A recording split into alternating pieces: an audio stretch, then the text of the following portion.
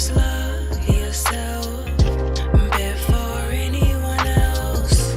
First love yourself by Trinisha Cottrell. Hi, this is Trinisha Cottrell, and welcome to First Love Yourself, where love, life, and Christ combine. I am so grateful to have you here on this journey of self-discovery and empowerment with me. In today's video, we're going to talk about waiting. But before we get started, if you're new here, go ahead and give me a thumbs up and subscribe to the channel so you never miss out on more uplifting and empowering content like this. So get comfortable because we are about to get into it. Let's go. Okay, so earlier today I was reading, I believe it's First Thessalonians 3, and it started talking about strengthening others and being able to help people when they're going through different things as a Christian. It was talking to the Thessalonians from, I don't know if this is a book that Paul wrote, you're going to have to research it. But as I was reading the scripture, it made me think of what my pastor always says, which is strengthen those that are saved and to reach the unsaved.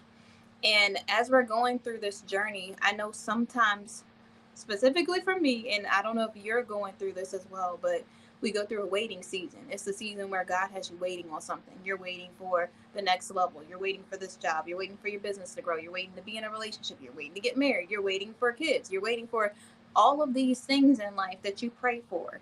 And I started thinking about, okay, what is something that I do in the waiting season? What is something that other people that are Christian that are watching this video can do while they are waiting so that they don't grow weary and doing good?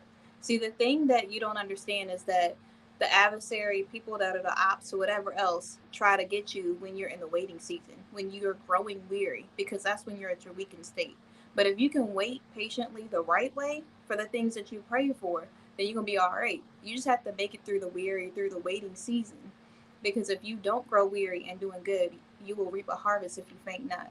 So the point is to stay focused so that you don't faint, so that you keep going, so that you keep pushing towards the things that you want in life. So there's an acronym that I came up with. It's called WAIT. So the W is for just wait. Okay, I know we want to say that sounds obvious, but listen, some of us don't like to wait. So what do you do in that season? You rest in this season. This is a season where you take the time to like gather up your strength, because what you're about to be in for, the things that you pray for, is going to take extra energy. With great power comes great responsibility. Yes, Spider-Man said it, like the guy from off of Spider-Man said it, but it's also in the Bible. So when you are getting this business to expand, when you are getting this relationship, when you're getting this child, whatever it is that you pray for, it's going to be great responsibility with that. And in this season, this is where I like to be hustling and bustling. I like to do like a million things at once. Like, God, I'm not busy enough. I need to be doing 1,000 things. Not even a word, but listen. And the whole time, God's like, take a second and rest. I'm giving you this period in between on this journey so that you can rest, so that you can have enough energy to be able to come when people come after you, when this responsibility comes to you, when the things in the next level come, you'll be prepared for it. But you're going to be out of energy if you use all that energy for something God never intended for you. If you give all that energy to the wrong person when you're praying for a husband, when you give all of this energy to a job that you're not supposed to be in, when God says you're supposed to be starting your own business, when you give all of this energy to saying, oh, woe is me, I don't have no kids, instead of adopting or spoiling your nieces and nephews or whatever else it is that you got to do to make sure that you are serving somebody else. And that's another thing. Serving in this season is really important. I know it sounds boring to some people, but when you serve other people, it really does fill your heart. It fills my heart when I serve other people. When I'm helping somebody, when I'm being completely selfless. Sometimes when you do the thing that's right, it feels like, oh, I got to do this. But instead of saying I got to, say I get to do this. Instead of saying I have to be here for this person, say I get to be there for this person, because they have somebody that they can turn to. Sometimes it's not just all about us. Sometimes it's about helping other people. It's about empowering and benefiting the kingdom. It's about serving and being submissive, being sub to a mission. It's about us being beneficial to other people, adding something to this world, not just trying to take something from everything all the time. So when you're completely selfless, it will help you wait better. Another thing is to pray and meditate. God will give you a word, and sometimes you'll be like, God, What else do you need me to do? And you haven't done the first thing that God told you to do, but you waiting on the next instruction. When you're waiting, this is the time where you pray. You say, God, give me the energy, give me the heart posture, allow me to have the patience to be able to wait in this season. Because I don't have it. Like, I'll be honest with God. If I'm struggling, if I don't have it in me, if I don't have the patience to deal with this person, if somebody got on the wrong side, like they really irritated me or something didn't sit well with me in my life, instead of me being like, oh God, I'm good, don't worry about this, it's too small for you, I'd be like, God, listen, I'm struggling, your girl is struggling, like I'm gonna need your help for real. I know people don't like to say that, they don't like to say, they like to pretend to be perfect and like they got it all together, but listen, if I'm going through something, if I really can't do it on my own, who else am I going to call on but God? Like, if anybody can handle it, it's obviously going to be God. God's the one that can handle your anger, your sadness, any emotion that you have, anytime that you're struggling, anytime that you can't make it through something on your own, you can take it to God and be like, God, I can't make it through this season without you. And I don't know about you, but the way God stepped in my life, he'd be like, here you go, patience, bam. I'd be like, oh my gosh, like all of a sudden I'm a patient person, and I know it's not me, it's nothing but the grace of God. That's literally how God can move in your life. When you are going through something, when you're hurting, when you're scared, when you're afraid, when you're mad, when you're angry, when you're sad, when you're happy, turn to God. Tell him how happy and grateful and thankful you are for the things that he's given you. When you're afraid, tell him, God, I'm afraid, help me. And remember, God did not give you the spirit of fear, but of power, love, and a sound mind. When you're angry, remember, don't let the night, like, don't go to sleep on the anger.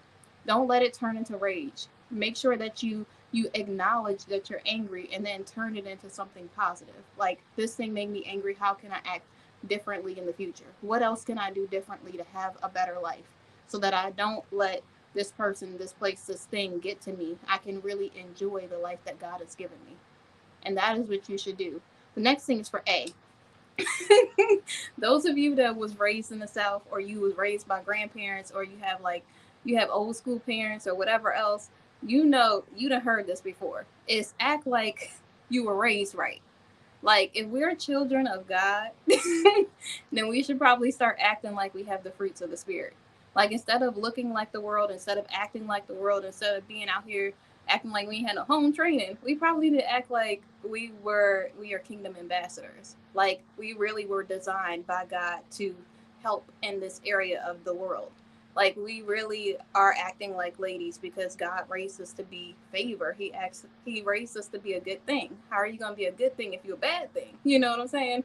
And so, if you really are waiting in this season, you can either wait with a negative attitude, just like, ugh, woe is me, and it just really disgusting bad attitude, or you can really be joyful. You could be peaceful. You could be like grateful and thankful, and just appreciate the things that you do have in life. While you're in this waiting season, do the things that make you happy, that are healthy for you. And I have to say that because some people will say, well, it makes me happy to tell somebody off, but that's not bearing the fruits of the Spirit. That's something that's a temporary satisfaction that is not kingdom. You doing something kingdom like is doing something that has longevity. It means learning how to be more emotionally intelligent so you can deal with those situations in a healthy way. It means you maybe dancing around the house and you just dancing, having a good time, enjoying this waiting season. Maybe you do handstands, maybe you do cartwheels, maybe you like to paint. Whatever the thing is that you did as a child that you forgot that you enjoyed to do that thing while you're waiting. God didn't say that you have to wait in an angry state or be all frustrated or like irritated and trying to rush to hurry up and get to the thing that you pray for. God is intended for you to wait to have patience because patience is one of the fruits of the Spirit. If you can bear patience, then you can receive the things that God has for you at the time that He has for you. If you get something prematurely, I had this thought in my mind the other day when I was praying, and this is so true. When you go after the things that you want instead of waiting on God, you will get half of the thing that you pray for. Like, you want a man, and God's like, okay, I'm gonna give you this man that's consistent, and he's consistently inconsistent. Like, you got what you prayed for, but you didn't really get somebody who was consistent in a good way. But if you had waited 3 months, a year, however long God wanted you to wait, you could get everything that you prayed for. So you just have to make sure that when you are going through life, when you're waiting on God, you act like you was raised right. Like, act like a child of God. Go into stores with joy and peace, and knowing that you have that light inside you that shines because you know Jesus. Like, not like the world where they don't know where to turn and it's just all confusion. There's no confusion with God. You might not know what the future holds, but you know that everything is working for the good of those called according to his purpose. So you have nothing to worry about. Do not be anxious for anything because God got you. Like, sometimes we forget that when we're going through things. You can't add another minute or year or day to your life by worrying. So why worry? You might as well just be happy because you got to wait regardless. So if you're going to wait, wait with a positive attitude. The next thing is ignore the distractions. Woof. It's a pastor that said this, and I believe this is so true, that traps come before your purpose. So you be getting ready to have something really amazing happen in your life, and Satan, the adversary, will send you this distraction looking like it's looking. And everything Satan sends you is going to look amazing. The guy is going to look like the best thing since sliced bread. The girl is going to look like the baddest thing that been walking these streets. And the whole time, it's not God. Like, just because it's good does not mean it's God. You have to be able to discern the fruit, everything by the fruit that it bears. So if you're looking for something, don't just assume that it's going to be this thing just because it's good. Just because it's good, it's not God. You have to make sure that you can find at least 3 scriptures that back up your claim for the thing that you want. If you think you're supposed to be in this job, pray about it and meditate on the word. Take some time with God so God can tell you if this thing is really for you. This job might not be yours. It might have a whole bunch of zeros on it. It might have a good title to it. It might be all of the things that you thought that you wanted, but God is saying, I need you to work in this position so that I can prep you for being a millionaire, so I can prep you for the things that you prayed for. But he can't just give you something right off the rip. You get it day one and you haven't had no preparation. And now you look a hot mess out there because you don't have the training that you needed in order to get to that thing that you prayed for. Sometimes we be so ready to hurry up and get the thing that we prayed for that we don't realize that the best things happen in the preparation season, in the journey. While you're going through the journey, you meet the people that will be able to help you when you get to that position. When you're going through the journey, you can see other people and how they have been able to make it. You can see examples. You can see all of the things feel worth it when you have waited for that thing that you prayed for. I know there was one thing in my life that I prayed for, and I was like, God, I don't know how long I can wait. My patience is growing thin. It's thin. Like, I'll be honest with God.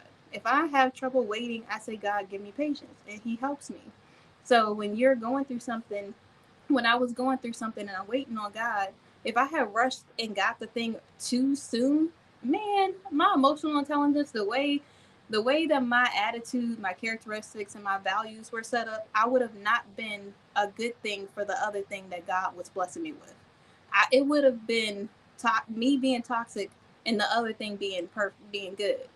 But because God pruned me, because He was had me on the potter's wheel, because He was trying to train me, because He was teaching me how to be more emotionally intelligent, because He does all of these things in the off season to prep you for the thing that you've been praying for, you are ready when you get it. But you can't be ready for it if you following distractions because you want temporary satisfaction, because you want to get it quickly, because you want to feel like you have accomplished something, and that's you living for yourself and not for God. We have to be completely selfless when we are thinking about doing the things for God and not people pleasing. It's not about you getting married by 35 because your parents and people see you single all the time. It's about you making sure that you're waiting on God so that you can get the things that you pray for. God is not going to send you something that's a disaster. He's going to send you something that is destiny, something that actually seems like an or is an answered prayer, not something that seems beneficial temporarily. So God is so worth the wait. You just have to be patient and trust in Him. Have hope. The world may not have hope, but hope is everything. What is it? I always say this wrong, so don't quote me on this, but it's like hope is the evidence of things that are unseen. Faith is the evidence of things that are unseen. Hope, whatever. You get what I'm saying. The point is, you have to have hope for the things that you prayed for in order to get those things. You can't just be like, God, I kind of want this, but if you don't want to do it, it's fine. Like, people who pray that prayer don't know God. I'm sorry to say it like that. That's only my own personal opinion. Because if you know God is abundant and He can answer every prayer that you have, especially when it's aligned with His promise, with something that He told you He was going to give you. And you can't grow weary. You can't be like, oh, God, if you don't want to give me this thing, if you don't want to give me kids, that's fine. And God's saying, I need you to adopt this child that's been looking for a family for years. They are alone looking for somebody exactly like you, but because you think it's going to happen a certain type of way, you turn your back on the thing that I had for you because it didn't look like what you wanted it to look like. You got this 3-page list of the characteristic traits that you want in a man, and God is saying, this is the man that I have for you. But you were so busy looking at the things that you wanted that you forgot to check with God. You forgot to go after the things that God wanted for you in your life. We have to really ignore the distractions and wait on God. The last thing is T. You got to take action. I know this is so cliche to say in this moment, but faith without works is dead. I said it. I had to say it. Because sometimes we be like, God, can you do blah? And the whole time we could do it. Sometimes God is just waiting for us to start walking towards the thing so that He can start adding things to it. I saw this thing on I think it was Instagram one time, and there's this ladder of this person climbing, and God is waiting for the person to take one step up the ladder, and every time He's building one more piece or row up the ladder so that the person can make it to the top. That is how our life is. When we are praying on something and we ask God for something, we have to start taking a step towards it. If you're saying you want to go to Paris and you don't know how to speak French, maybe you need to learn French. If you're saying when you want to travel, maybe you need a budget so that you could actually get to Paris. Like, instead of saying, God, please let me get to Paris next year, maybe God's waiting for you to start saving, start budgeting, start being a good steward of the things that He's given you. Start being grateful and thankful instead of being like, oh, woe is me. Oh no, it'll never be. It must be nice for other people. Like, no, it must be nice for you. You can have anything that you set your mind to, anything that you want in this life. God can give you all of those things aligned with His desires for you in your life. So why worry about what somebody else is doing? Why woe is me your whole life? Why have this negative, cynical attitude about the life that God has blessed you with? There's so many people hoping and praying for the life that you have, and you're being so unappreciative that you don't even understand that you're already blessed. I had to let that sit there for a moment. Like, really think about that. Think about you 5 years ago, maybe yesterday, maybe last month, and where you were.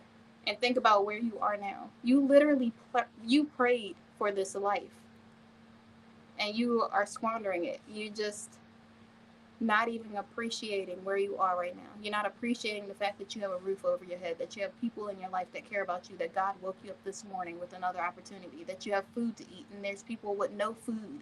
You literally have the ability to smile without some kind of instrument allowing you to be able to smile. You have hair on your head, and if you don't have hair on your head, you ain't got to worry about hair. Like, come on, like, how can you be negative about the life that you have when it's just waiting on you to live it? God is just waiting on you to take a step towards it. He's waiting on you to be obedient to His word so He could trust you with more things. And I have to say this.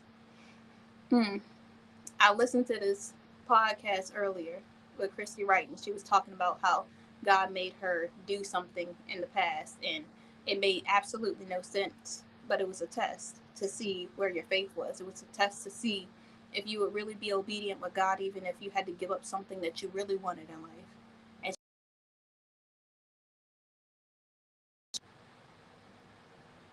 And even though she didn't understand, she still got everything that she needed in life. She passed the test. She was obedient to God. Maybe God is just waiting on you to be obedient to His word, to do the things that He intends for you to do so that He can give you more. Because imagine you being grateful and thankful. Why would God not want to bless you with more things? But when you have a bad attitude, that's probably why you're waiting. God's probably like, she's ungrateful for this thing. Why would I give her anything else? Like, I want to give to someone that is helping the kingdom. Someone who really would glorify me and magnify me. Someone who who really would be obedient, to be a kingdom ambassador, somebody who really, they could really see that I'm a part of their life. And then that's when God will move in your life. But you just have to wait. And if you wait patiently on God, He will do everything that you need. And He will give you everything that you need in your life. Every single thing. Imagine living a life beyond your wildest dreams. That's what God can do. You just have to be thankful and grateful with a humble heart, bearing the fruits of the Spirit and obeying God. And He got you. Remember that God loves you. Remember to love yourself. And know that you got this. Like, don't doubt yourself. Wait because you want to, not because you have to. Because you know that it will be worth it in the end. So remember that. And remember to love yourself. Bye.